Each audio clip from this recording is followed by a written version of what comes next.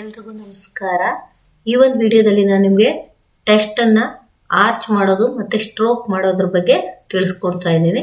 ನೋಡಿ, ಮೊದಲು ನಾನು ಫೋಟೋಶಾಪ್ ಅಲ್ಲಿ ಒಂದು ನ್ಯೂ ಪೇಜ್ ಅನ್ನು ತಗೊಂಡು ಟೆಸ್ಟ್ ಟೂಲ್ ಅನ್ನು ತಗೊಂಡು ನಾನೊಂದು ಟೆಸ್ಟ್ ಅನ್ನು ಬರ್ಕೊಳ್ತಾ ಇದ್ದೀನಿ.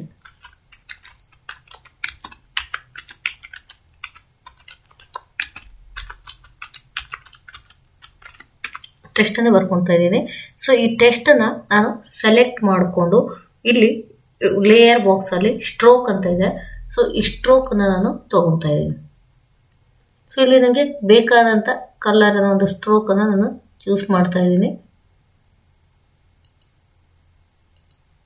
ಇಲ್ಲಿ ನಿಮ್ಗೆ ಜಾಸ್ತಿ ಬೇಕಿದ್ರೆ ಸೈಜ್ ಜಾಸ್ತಿ ಇಟ್ಬೋದು. ನನಗೆ ಎಷ್ಟು ಬೇಕೋ ಅಷ್ಟು ನಾನು ತಗೊಂತಾ ಇದ್ದೀನಿ.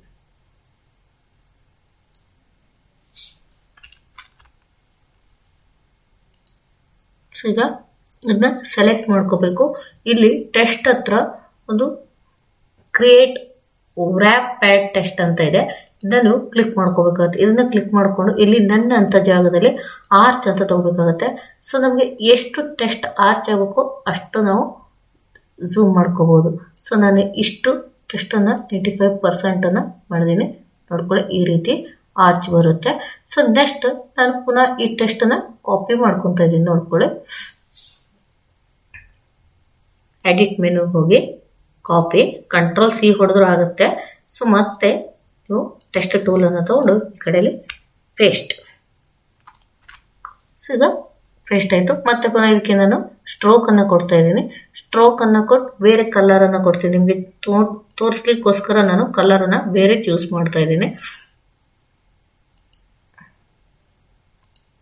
ಸೊ ಈಗ ಸೆಲೆಕ್ಟ್ ಮಾಡಿಕೊಂಡು ನೀವಿಲ್ಲಿ ಕ್ರಿಯೇಟ್ ವ್ರ್ಯಾಪೆಡ್ ಟೆಕ್ಸ್ಟ್ ಅಲ್ಲಿ ಕ್ಲಿಕ್ ಮಾಡಿಕೊಂಡು ಇಲ್ಲಿ ಆರ್ಚ್ ಅನ್ನ ತಗೋಬೇಕು. ಸೊ ಇಲ್ಲಿ ನಿಮ್ಗೆ ಮೇಲ್ಗಡೆ ಆರ್ಚ್ ಆಯ್ತಲ್ಲ, ಸೊ ಇಲ್ಲಿ ನಿಮ್ಗೆ ಕೆಳಗಡೆ ಆರ್ಚ್ ಬೇಕು ಅಂತ ಇದ್ರೆ ನೋಡಿ ಈ ರೀತಿಯಾಗಿ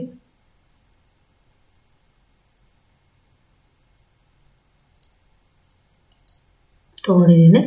ಇದು ಕೆಳಗಡೆ ನಿಮ್ಗೆ ಆರ್ಚ್ ಬರುತ್ತೆ ನೋಡಿ.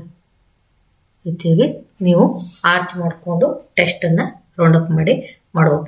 ಈ ರೀತಿ ನಿಮ್ಗೆ ಇವತ್ತು ಈ ಟೆಸ್ಟ್ ಅನ್ನ ಆರ್ಚ್ ಮಾಡೋದು ಹೇಗೆ ಅಂತ ಗೊತ್ತಾಯ್ತಲ್ಲ.